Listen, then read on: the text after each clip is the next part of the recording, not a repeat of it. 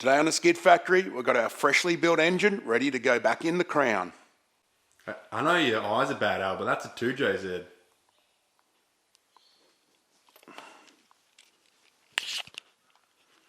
Oh yeah. Oh, yes, this one.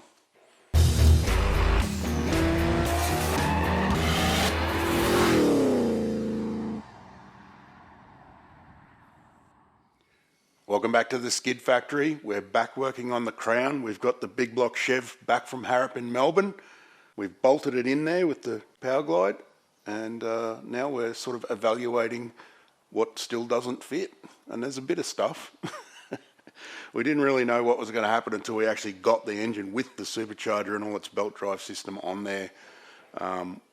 What does and doesn't fit. It actually goes in there fine without the alternator on there, but this alternator is meant for a Chevy application, so it's down the bottom on the left-hand side there, and it doesn't work with the chassis. So we're just sort of throwing some ideas around about where to fit it, which you know, involves moving other stuff to get it to fit somewhere, but we need power, so we've got to have an alternator. In the meantime, before the engine came back, I've done a whole bunch of just chassis preparation, getting it ready for paint. Just all the stuff that we've cut off in the back there, just grinding down all the old welds and that sort of thing, just making it a bit nice. So that's pretty much all done. Now we've just got to make sure that everything's in the right place and everything's going to work before we start laying paint on. So do a few mods to this alternator bracket. Actually, it looks like we're going to be able to just pull it straight off the bottom there, put it up on the head here, change a few spaces, and it should work. So it's not looking too bad. I guess the bad part is we do have to move the crank angle sensor and the water pump to make it fit, so that's all good. We'll make it work. This is a pretty standard bracket for a Big Block Chev for a low mounted left-hand side alternator. That's where most of them are. So when Harrop designed this kit, we supplied them with an alternator and bracket just so they could work around that as part of the belt layout design. This doesn't actually work in the crown, but that's just due to the chassis layout. It was more important for Harrop to design this kit to fit on Chevy vehicles, because that's what most of the application's going to be. So that's the way they've done it. For us, we need to put it on the other side, just up high, because that's where the space is. It is going to require us to move some stuff around, like the MSD crank angle sensor, which has basically been built into the kit layout. It is optional to use it, but it's kind of it's EFI, so you're going to need some sort of crank angle sensor. We found it's probably going to work pretty good where it is. I've just sort of shemingied it up with a single bolt just to hold it in place. Just needs a few spaces to move it out, drill a couple of new holes, and it should work fine. So we'll get that done, find a belt for it, and then try and figure out where to put all the other stuff that no longer fits. We spent an undisclosed amount of hours sorting out the alternator mount and also changing the mount for the crank angle sensor. The alternator is actually just the original bracket that's supposed to go on the other side there, put up onto the cylinder head here, and just a spacer to push it out to get the belt path right. The belt path got in the way of the crank angle sensor mount where it was before, so I put it on the other side. It is designed to go on both sides. It's got multiple holes and stuff, but it's not designed to go on the other side when there's a 10 PK supercharger belt there. So I chopped it up that much that I ended up just remaking it completely new out of all new bits, and there's a lot less joining parts and stuff, less modularity now. It just fits. Next thing we got to do is just put a belt on it and make sure that our belt alignment's right. The best way to do that is to actually have an old belt and chop it in half, one that's too long. But we don't have a belt. But we don't have well, we've got lots of serpentine belts, but we don't usually work with V belts because they suck. But basically you just use a bit of vacuum hose. This is just a good start to get a size. We just mark that. Let's say it's a 13A section belt, and then we just measure that and go, yep, we'll have a 13A, I don't know, 980? What do you reckon? I'm going over a metre. Whatever that is. I'm going 1100. 13A, whatever that is, and then get about 6 belts on either side, and one of them will fit.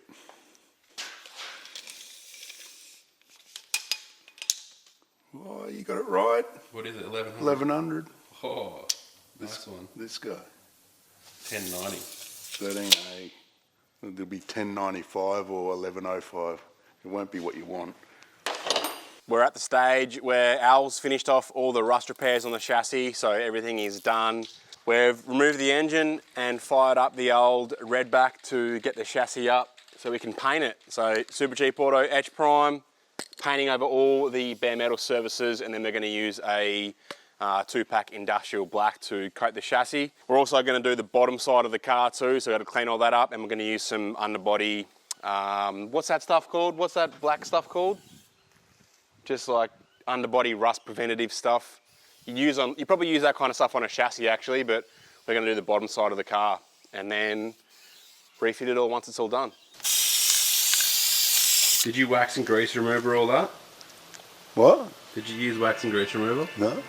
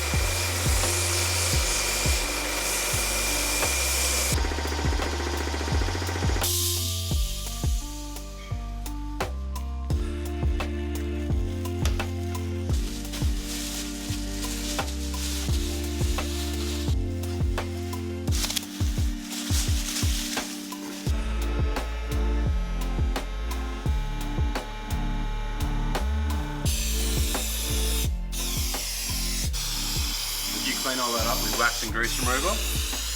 Yeah.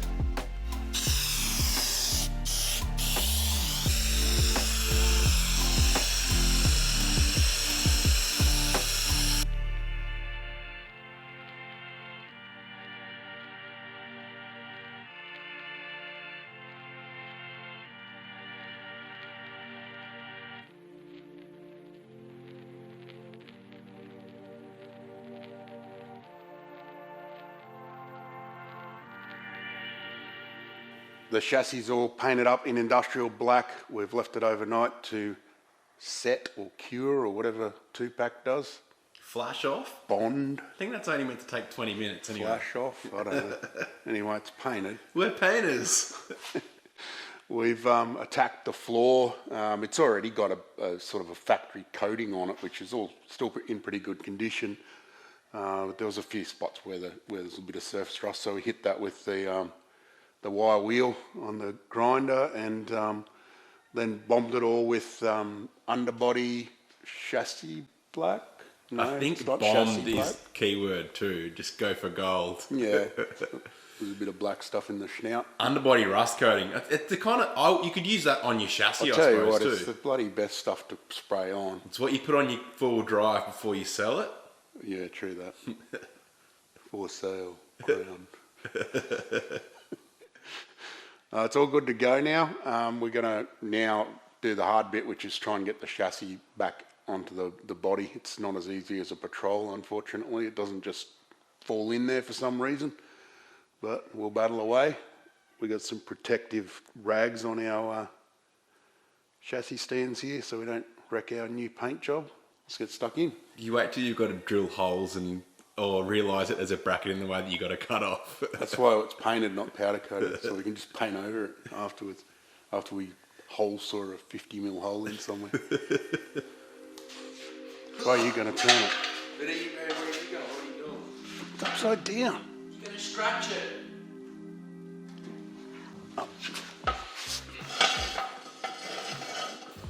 Got to put the control arms in. Top control arms. Before the body goes on. Yeah, because the bolts won't go in otherwise.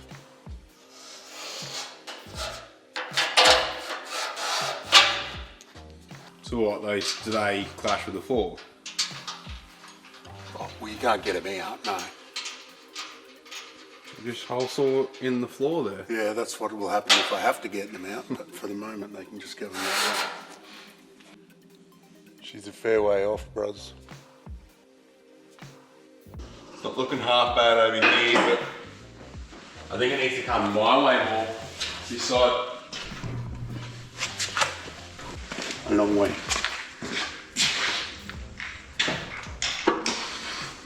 As long as I've known you, you've always been the one that's crawling around underneath the car in the shit spot. You thought that doing AN lines was hard. I got my hand in the chassis. Look, film this stuff. Hang on 1 second. Oh, look at this. I've got my hands inside the chassis to get that body mount lined up. And then now I've got to get the nuts. Where's the other nut gone? There's the nut and there's the washer. Oh, the washer. That's the one I want. Words. Somebody's got to do it, bros. You know when you're like using your hands to see? I'm a mechanic, so yes, I do know. Yeah. It's a thing.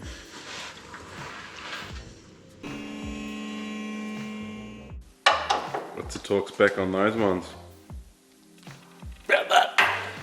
About that FT? I don't know. I reckon if you looked it up, it probably would come up in Google. You know that it's just going to come up with a forum post of the Crown from 10 years ago. It came up with Skid Factory. Closest to me, yeah?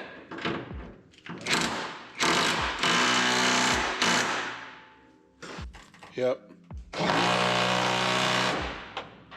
Body's all bolted back up to the chassis, so now we're going to throw the engine back in.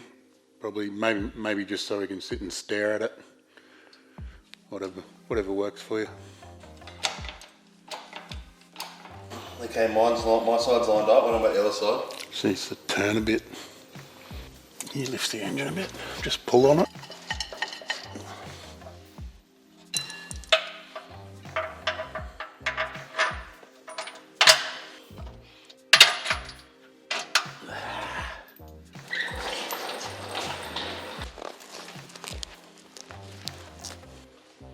Pretty factory, bros.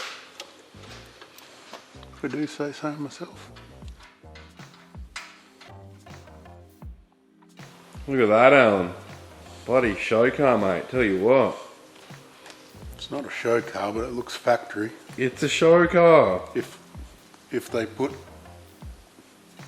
7.4 litre engines in Crowns back in the day, that's what it would look like. Believe. Except they'd put Toyota on here. Hey, so you're confident this is not coming back out then, aren't you? Oh, I'm just sticking it on so I know how much radiator we won't be able to fit.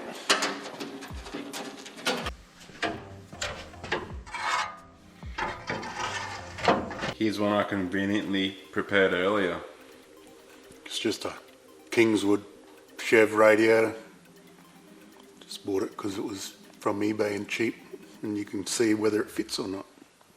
And does it fit? Well, it sort of fits, but the front panel's been made to suit a S14 radiator like we always use. That was when I had a 2J in it, so I might be better off with one of those. Well, with the 2JZ. No, not a 2JZ, an S14 radiator. Feels like we got a fair bit done in the last few days. Thanks to Woody for putting in the effort, painting my chassis and stuff like that. I don't really know how to do that sort of stuff. We'll probably work it out, but I'd rather him do it. Looks pretty mint. It's good to get it to this stage. You know, this is a pretty big project, so getting to a stage like this where you can stare at your massive engine in the engine bay really sort of helps push you along a bit. So it's good. We got heaps more to do, but now it's all back together again. We can really get stuck in. So I'm looking forward to that as well. What is the plan to continue from here? Oh, there's so much to do, it doesn't even need a plan. What are you feeling motivated to do yourself? I'll put the gearbox in with all its bits that it needs, converter and everything. That's all sitting there ready to go. Headers. Yeah. I got one header tacked up, but I didn't want to go any further until we got the engine in there. But we kind of need suspension stuff dangling in there as well. So it's kind of like, to do one thing, you've got to do all these other things. So that's why it ends up not taking the path that you think it's going to take. I've got to do steering column before I do that header, which is another reason why I didn't bother starting it. So I can do that now. When's the reverse cow getting fitted? We got, it doesn't need a reverse cow. As if. Everyone said it wouldn't fit under the bonnet. Look, sweet. No problem at all. It's going to have the pod filter hanging out the middle of the bonnet. No, it'll be down here. It's heaps of space. Bonnet will tuck right in nicely. Looks pretty sick, pretty stoked. Getting pumped. Thanks for watching. But first, before we go, we've got a winner for our Raceworks AN spanner combo, exclusive Skid Factory branding on it. It is James Riley, who said some super nice stuff about us, and that was pretty much the name of the game. Just wanted to pump our egos up a bit. So James, get in contact with us via whatever, one of the medias, and we'll get you sorted and get some spanners out to you. Hopefully you're not in Mongolia or something like that. Damn Mongolians. Thanks for watching, and we'll see you next week.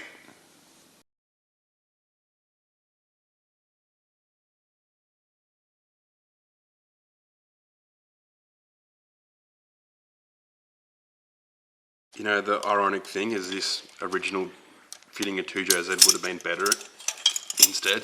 Would have fitted. It wouldn't be here right now. It already did. I've got to bag it up. Bag it up. Can you hold the baggie? Is that like a French turbo? A baguette up?